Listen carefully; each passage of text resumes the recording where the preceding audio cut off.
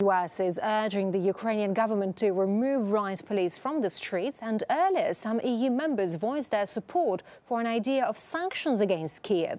But as RT's Paula Slier finds out, Ukrainian authorities are not the only ones meeting the riots head-on.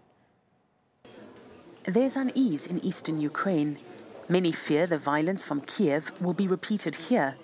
Police are not taking any chances. With batons and shields, they're barricading government buildings. In the mining town of Donetsk, volunteers are arriving from around the region to help them. The buses have been arriving since early this morning. They've formed a block around this administration building.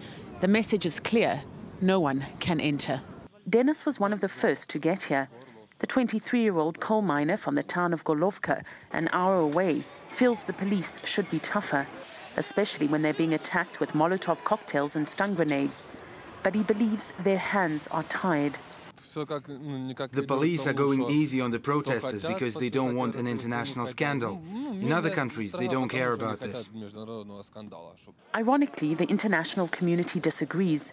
It's coming down hard on Kiev for being too strict with protesters. It's a feeling that's not echoed here. I am a patriot, and I do not want anybody to interfere in the affairs of this country.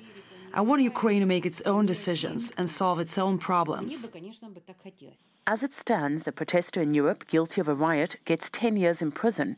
In Ukraine, it's a fifth of that. For vandalism, in France, you get 7 years.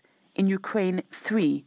Covering yourself with a mask in a protest, in Canada, it's 10 years. In Ukraine, 15 days. And so many charge the European Union is guilty of double standards when pointing a finger at Kiev. When we see the levels of force being used against the police, then obviously the level of force reasonable and necessary by them in response, had that been in the UK context, would be very high as well. As night falls, Dennis and his colleagues dig in for the long haul. They're staying put, ready to protect their country, whether Europe approves or not. Paula Slier, RT, Donetsk, eastern Ukraine.